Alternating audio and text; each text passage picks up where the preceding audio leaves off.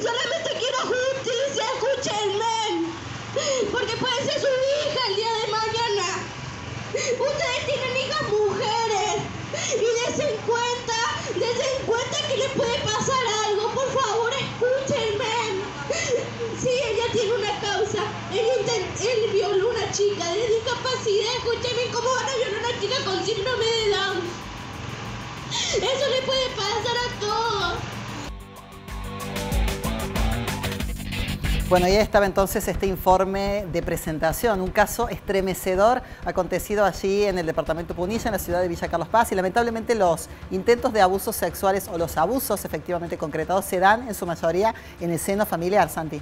Sí, efectivamente así es, Sime. Es un caso muy impactante. Escuchamos, esa niña tiene 13 años, estaba con su mamá en una movilización que se hizo el lunes pasado en la ciudad de Villa Carlos Paz, justamente para reclamar por la inacción de la justicia. Digamos, hay una denuncia penal, hay en el Pueblo de la Mujer incluso también hecho una presentación, es un caso de intento de abuso, el agresor es su tío, la denuncia la motoriza la niña a partir del empuje de la abuela, o sea que sería la madre del abusador, claro, digamos, o sea, esa es la gravedad del caso. Ella, bueno, habla de un manoseo, de un hostigamiento, una persecución constante. Nosotros tuvimos la posibilidad de hablar con su mamá, con la madre de la niña, y nos comentaba que ella tiene, bueno, está por supuesto bajo tratamiento psiquiátrico, psicológico, tiene botón antipánico, y nada de eso impide que el agresor siga hostigándola, persiguiéndola, acercándosele en espacios públicos como puede ser el colegio, con el agravante que vive a 3 cuadras de su casa. Claro, no es vida eso. Ella lo manifestó varias veces en la extensión de ese acto que vimos, que bueno, que su vida cambió para siempre y que siente una indefensión total porque pese a la denuncia, pese a las pericias que se ordenan y demás, no hay respuesta a la justicia. ¿Y qué pasa con la justicia de la zona, ¿no? Pensaba el caso de Andrea Castana, pensaba el tema de Cecilia Basaldúa. ¿Qué pasa en una ciudad tan importante como es la de Villa Carlos Paz y la justicia? Claro, en esta que deja muchísimo que desear. Sí, en esta movilización coincidieron muchos casos muy pesados, la verdad, casos que han conmocionado a la sociedad cordobesa. Lo decís bien, Andrea Castana, Cecilia Basaldúa, Hernán Sánchez, sí, muchos otros casos, Susana Álvarez Sosa. Aparte es una ciudad turística, que uno dice, bueno, si va a recibir visitantes de Córdoba, de otros lugares del país, sí, hoy creo que ¿qué se le ofrece? La justicia en general de la provincia de Córdoba está bajo la lupa, lo hemos planteado varias veces en este programa también, lo ha planteado Hernán, lo han planteado otros invitados. Hay causas muy pesadas que no se resuelven y la justicia no es que no habla con la prensa, que ocurre, digamos, tampoco habla con los familiares, no se sabe qué pasa con las causas, si avanzan, si no avanzan, si hay nuevos peritajes, si los sospechosos siguen siendo los mismos de una semana a la otra, porque también se caen, porque no se sostienen las acusaciones.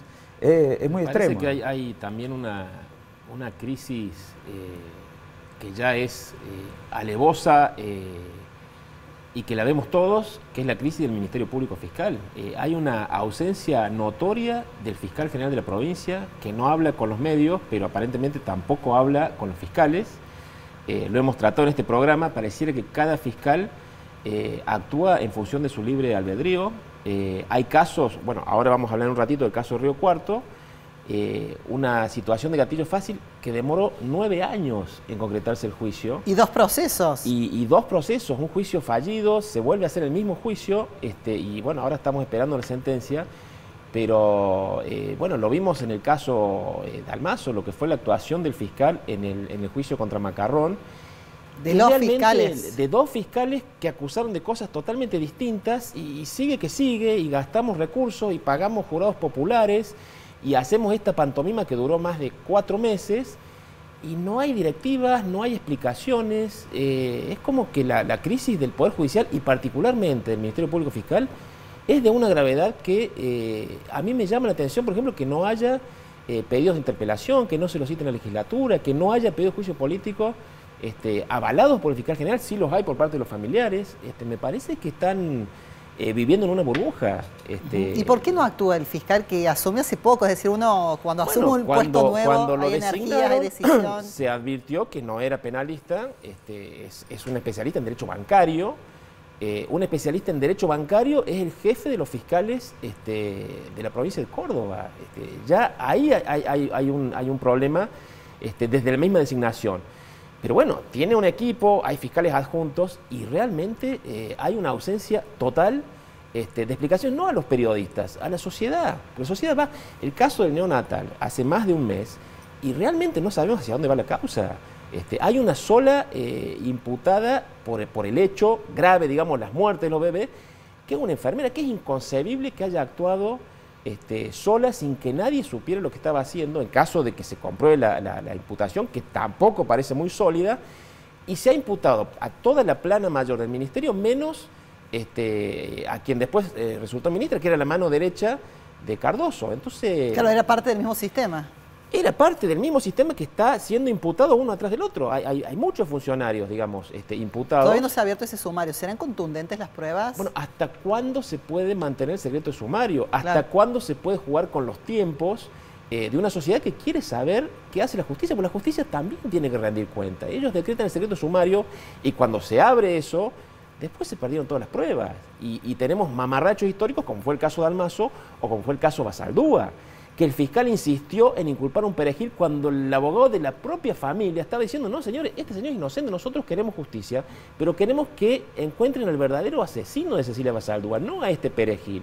Bueno, terminó el jurado popular absolviéndolo, pero el fiscal pidió perpetua. Claro, recuerdo algo insólito que sucedió, ¿no? La parte que acusaba y la parte que defendía iba por el mismo lado. Exactamente. Es absurdo de momento, ¿no? Recordábamos respecto al caso Basaldúa, que es uno de los reclamos que también se sumó a esta movilización del lunes pasado en la ciudad de Villa Carlos Paz, que en el caso Basaldúa, el que coordinaba la búsqueda en ese momento era Diego Concha, hoy detenido, imputado por violencia de género y femicidio. Los policías que estaban en el campo, dos destituidos por violencia de género.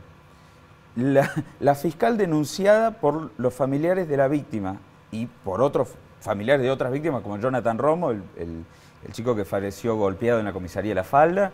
Es decir, golpeado por policías. Claro, uno piensa, si esto era lo que estaban investigando y esto es lo que coordinan la búsqueda, ¿qué sensación le queda a los familiares de Cecilia Basaldúa? No nos posicionemos en tu caso, ¿no? Lamentablemente otro caso de gatillo fácil acontecido allí en La Bulaye. Exactamente, Álvaro Sarandón, un adolescente, no digo que sea igual, pero con características similares al otro caso que nos ha estremecido a todos, que es el de Blas Correas, un caso de gatillo fácil, donde se juzgó, el caso lleva 9 años sin justicia, esa familia, esa madre que además convive en el pueblo con el policía Celi, que fue quien disparó contra Sarandón.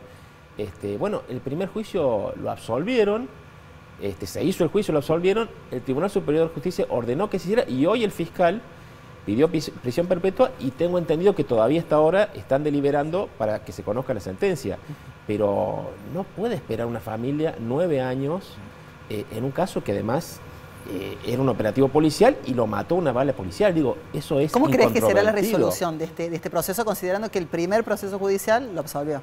Yo creo que lo van a condenar. El fiscal. Y también es eso extraño, ¿no? En uno resulta... Sí, fue muy extraño porque además, fíjate que hay otro dato que también es llamativo, y que habla de la justicia de Córdoba, el momento actual de justicia de Córdoba, que en todos estos casos de gatillo fácil que se están juzgando, hay veedores de la Secretaría de Derechos Humanos de la Nación.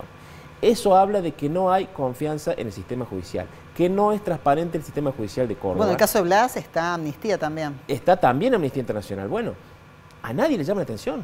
No hay un legislador que diga, bueno, señor delegado, señor fiscal general, venga que le queremos hacer preguntas. ¿Cómo puede sostener usted a un fiscal que acusa de un delito y después en el juicio otro fiscal dice que de ese delito no había pruebas y termina haciendo de abogado del imputado? Hernán, y esas falencias, esas irregularidades, ¿vos crees que se dan en todos los ámbitos vinculados a la justicia? Porque hablamos del neonatal, un nosocomio que depende de la provincia. Hablamos de la policía, que depende del ministerio. ¿Crees que es una cuestión vinculada estrictamente al ámbito provincial o hay una falencia ya total? Bueno, digamos, es un tema estructural. Hemos visto el papelón que hicieron los fiscales federales en el caso Vialidad con la vicepresidenta. Es un tema estructural, es un tema del Poder Judicial, pero Córdoba no es la excepción. Y eso es lo que nos venden, digamos, de la DOCTA, del Tribunal Superior, de que la justicia de Córdoba es un horror. Es un horror, y es un horror el Ministerio Público Fiscal conducido por un especialista en derecho bancario. Entonces, me parece que hay que plantear el tema profundamente a ver cómo cambiamos esta realidad, porque es evidente que el Poder Judicial de Córdoba no está dando respuestas a la ciudadanía. Mencionaste este caso de gatillo fácil de la ciudad de La Bulaya, lamentablemente no es el único. En la ciudad otros tantos, en el interior otros tantos. ¿Crees que el caso Blas Correa significará un antes y un después? Bueno, es la expectativa de esa madre admirable que es Soledad Laciar, como tantos ejemplos de madres admirables, de madres del dolor, pero ella ha sido muy claro y ha sido categórica, y eso no se produce en este caso. En este caso eran 13 los policías, por eso digo que hay similitudes con el caso Blas Correa. Sí. Eran 13 los policías que participaron del operativo donde matan al chico Sarandón. Bueno, se juzgó a uno solo. Y Soledad Laciar ha sido muy clara que ahora hay varios policías imputados por el crimen y por el encubrimiento, pero ella ha sido muy clara que esto no termina acá. Bueno, vamos a tener un segundo juicio donde las responsabilidades deberían apuntar más arriba. Me parece que tendrían que estar todos esos elementos ya en este juicio, porque se va dilatando en el tiempo y justicia lerda no es justicia. Claro. ¿Y cómo se cambia esa fuerza policial? ¿Por dónde se empieza? Porque evidentemente, y a juzgar por lo que se vio, reitero, caso Blas, que es el más reciente, se ve falta de vocación, se ve falta de formación, recursos se ven, por ejemplo, porque esas cámaras es toda una novedad, pero ¿por dónde se corrige eso? Bueno, me parece que es un tema de fondo, digamos que ningún gobierno ni ningún ministro lo ha tratado a fondo. Es un tema cultural, es un tema de viejísima data, es un tema que viene de arrastre de la época de la dictadura cívico-militar. Esa formación castrense, así. Esa formación castrense, la falta de formación en derechos humanos, la falta de profesionalización. Vos decís muy bien, hay recursos para mostrar patrulleros nuevos, pero no hay recursos para enseñarles realmente a disparar y que tomen conciencia de lo que significa tener un arma. Me parece que se va emparchando una situación que hasta que no se haga una reforma realmente estructural y de fondo, esto no va a cambiar. A raíz del caso Blas Correas, se cambió el Tribunal de Conducta Policial, que era bochornoso, y a raíz de que todos nos enteramos que hay policías que no aprueban el examen de disparo y andan con un arma en la mano, bueno, se extendió la capacitación, pero se extendió y después nos quedamos sin policías porque hay un año de más que no egresan policías. Entonces son todos parches que en definitiva me parece que no apuntan al problema estructural, que es de la fuerza policial y que es también del Poder Judicial, y puntualmente me parece que hay una enorme crisis del Ministerio Público Fiscal. Santiago Hernán, vamos a saludar a Ariel Barró, él es director del Instituto de Investigaciones Económicas de la Bolsa de Comercio Córdoba. Gracias por acompañarnos esta noche. Y pensaba, ¿no? Hace poquito asumió Sergio Massa. ¿Cuál es su reflexión al respecto? ¿Qué opina sobre esta disponibilidad de reservas? Y además este conflicto, ¿no?, que está impactando en distintos sectores que tiene que ver con la industria de los neumáticos. Sí, bueno, es como mucho. Es todo junto, pero bueno, es va todo de la mano también. Va todo atado a la parte de los distintos objetivos que está tratando de apuntarle el nuevo ministro, que son los mismos objetivos que había desde el principio con el acuerdo con el Fondo Monetario, que tienen que ver con el resultado fiscal, que tienen que ver con las reservas internacionales y con la política monetaria. Está todo atado a los desequilibrios. Algunos arrastrados desde la pandemia, pero en 2021, ya a la salida de esa pandemia, volvimos a tener un déficit fiscal financiado por emisión, generó la inflación que luego se fue haciendo más persistente. Eso también generó la situación de brecha cambiaria que tenemos actualmente, y todas las políticas de injerencia en distintos mercados y bloqueos y cepos para, digamos, tratar de solucionar este problema han generado más distorsiones que se fueron montando una sobre otra, y hoy tenemos una economía muy distorsionada y con los problemas de difícil solución. Lo que el nuevo ministro, para ir a tu pregunta, está con su equipo llevando a cabo tiene más que ver con soluciones muy puntuales, soluciones temporarias, como fue el dólar soja y como probablemente ahora sea algún tipo de dólar turista, pero que van mucho a atacar las consecuencias de los problemas, que son básicamente la inflación y la brecha cambiaria. Pero al no ir directamente hacia la causa, vamos a tener persistentemente estos problemas en la economía y persistentes intervenciones sobre distintos sectores. ¿Cuál es la causa de todo esto? ¿Por dónde se lo agarra el monstruo? Bueno, la causa es la inflación. La inflación, desde nuestro punto de vista, es generada por el déficit fiscal. No solo el generado en la pandemia, sino también en el post-pandemia con un elevado gasto. Y la emisión asociada a este déficit fiscal. Ese es el origen. Luego, claro, obviamente hay otros mecanismos que fueron perpetuando esta inflación y haciéndola más grave. Ahora, de pasar del 50 al 100. Esto que usted señala, que digamos van parchando y tomando medidas de coyuntura, ¿es posible que un gobierno que ya está en su tramo final tome medidas de fondo o esta situación se va a extender hasta las elecciones y hasta la asunción de un nuevo gobierno? Bueno, sería posible que el gobierno tome decisiones sobre ir a los problemas de raíz, solo si estuviera pensando en una reelección o en algo el año que viene. Lo más probable, y por lo que se viene viendo, es que se vayan sumando esta especie de parches, digamos, en distintos mercados, con mayor y menor eficiencia o éxito. Hablábamos el otro día, el dólar soja podría decirse que tuvo éxito, pero un éxito de muy corto plazo. En septiembre se logró el objetivo de reservas.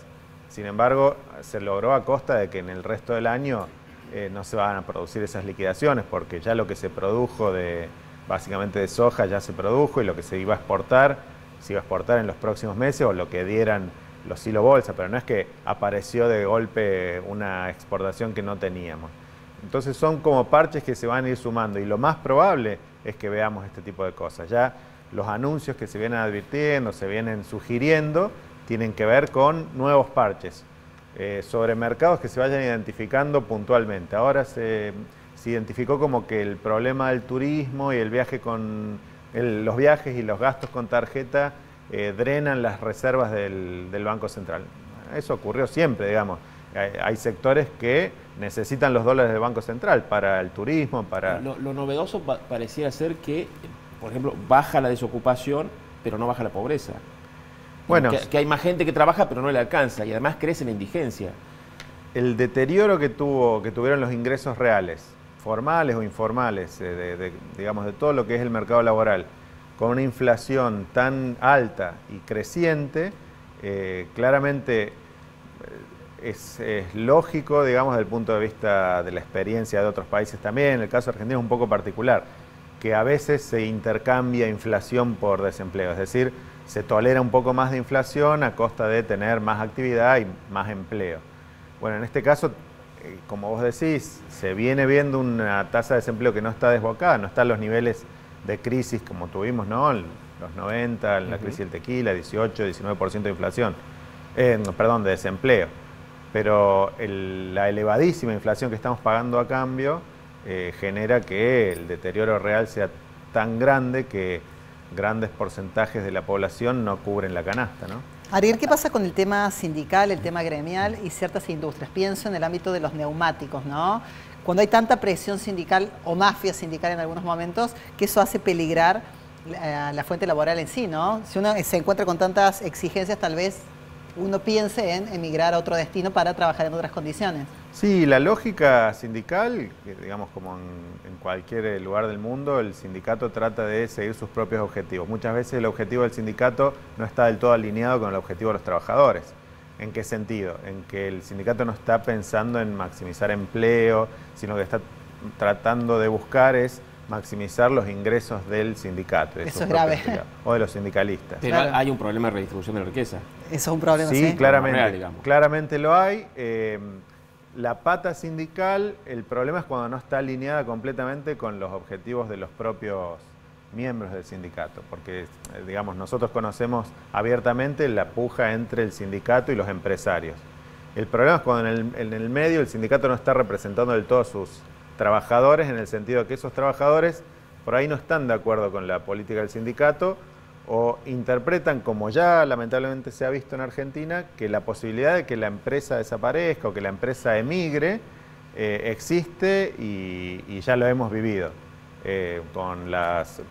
desde aerolíneas hasta comercios grandes. Tuvimos acá el caso en Córdoba de un comercio Falabella que se fue del país, y que se vayan algunas empresas o que en algunos sectores se pierda ese sector, digamos, esa parte empresaria por básicamente. ¿Pero quién absorbe esos trabajadores después? Nadie. Es difícil la absorción de ese trabajador, o tiene que haber un cambio sectorial en una economía como la Argentina, en donde no es tan flexible el paso de un sector a otro de los distintos trabajadores.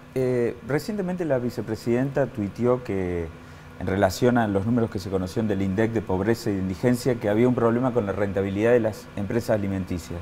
¿Cómo lo ves cómo se lo ven desde la Bolsa de Comercio de Córdoba? Bueno, mira, las ideas que tiene la vicepresidenta y probablemente sus asesores más cercanos, en general parten de diagnósticos muy sesgados de lo que es la realidad económica. Eso es, por lo menos esa es la visión nuestra. Muchas veces, y de hecho hoy lo hemos vivido, la queja contra el empresariado por la cuestión inflacionaria, cuando claramente la generación de la inflación no viene del empresariado, viene de las políticas del gobierno, las distintas políticas, como decíamos antes, ¿no? La política monetaria y fiscal, básicamente. El empresariado puede o no generar algún tipo de distorsión adicional que puede perpetuar esa inflación, pero no estamos viendo eso a nivel regional, sin irnos de la región muy lejos de Argentina.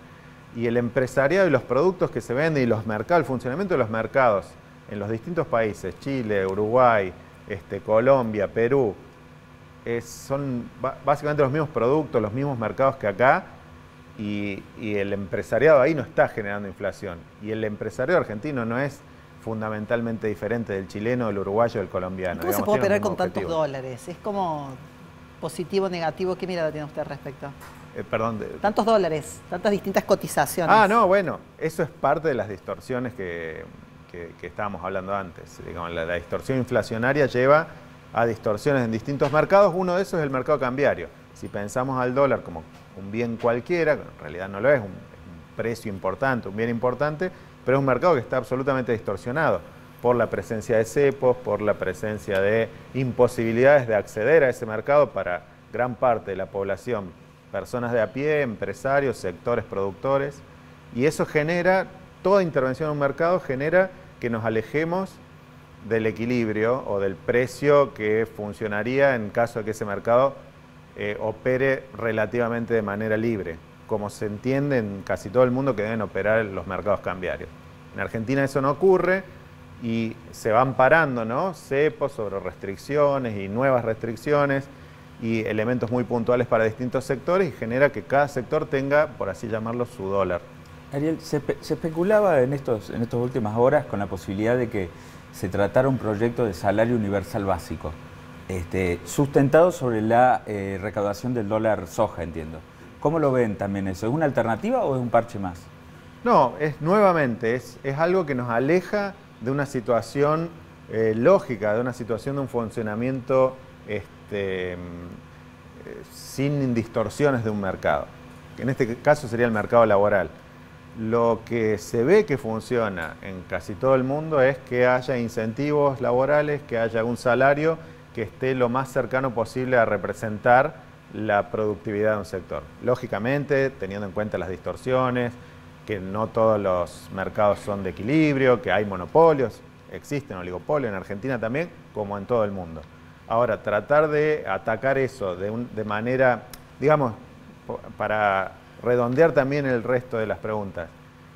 Hay una idea, una concepción en la política económica argentina, sobre todo en este gobierno, pero también en gobiernos anteriores, donde la persona que toma las decisiones de política económica se comporta como un programador o como una persona que puede digitar a la economía. Eso no ocurre, eso no va a ocurrir, no puede ocurrir en economías grandes, en países, digamos. Entonces, digitar cuál tiene que ser el salario de las personas divorciado de cualquier discusión de productividad, en qué sector está trabajando, de qué demanda hay en ese sector, en los distintos mercados, es algo que puede funcionar, digamos, en la medida que haya una ley que lo fije, pero va a funcionar un par de meses porque luego no está la parte fundamental que tiene que estar detrás de eso, que es una productividad, un trabajo que esté generando un valor para la sociedad y se le pague ese valor. Hablar por ahí de pronósticos es complejo y es difícil, pero con todos estos elementos, ¿qué perspectiva de cara al próximo año, que va a ser un año electoral y un año intenso, podemos vislumbrar para la Argentina? Sí, es muy difícil. Lógicamente es súper difícil hablar de lo que va a pasar, ni siquiera saber lo que va a pasar mañana, porque yo te puedo decir algo y mañana... O de acá a fin de año, claro. Sí, ni siquiera, pues mañana hay supuestamente algún anuncio de ministro Massa a la tarde y nos va a cambiar todo lo que podemos estar hablando ahora. Pero sí, una perspectiva de mediano plazo, si uno la tiene que tomar y tiene que tomar alguna información de parte del gobierno, hoy podemos decir que nos la da el proyecto de presupuesto. El proyecto de presupuesto establece la necesidad de bajar la inflación, no la está estableciendo de manera muy rara. Dice, bueno, ¿Es concretable ese proyecto de presupuesto? Pasar del 100%, casi 95%, como dice el proyecto de presupuesto, 100 que probablemente tengamos al 60%, es un objetivo que es lograble si es acompañado con políticas como estuvo difundiendo hace unas horas el Rubinstein acerca de la necesidad de acompañar el ahorro fiscal con una emisión monetaria acorde y que se podría lograr ese objetivo. Ahora sí tiene que alinearse y tiene que haber un programa para lograr eso. Y la política también tiene que acompañar, ¿no? Es la clave, digamos. No es dar la vuelta. Muchas veces los economistas pensamos... Pero si hay pensamos... incertidumbre, si hay conflicto, si hay la famosa grieta. Sí, claramente las decisiones, la política o el programa económico que haya tiene que tener un acompañamiento por detrás político. Mejor dicho, el acompañamiento político tiene que estar de entrada para que luego pueda pensarse un programa. Quizás una de las cuestiones por las cuales no tenemos hoy un programa económico concreto es porque todavía no hay un alineamiento en la coalición gobernante. Bueno, súper interesante. Ariel, muchísimas gracias por acompañarnos. No, gracias a ustedes. Bueno, se quedan, compañeros, un ratito más. ¿Cómo no? Bien Hernán, bien Santi, y un abrazo, por supuesto, a Beto Beltrán, que la semana que viene se suma. Nos vamos al corte, ya venimos, y nos queda un poquito más de esta redacción abierta de jueves.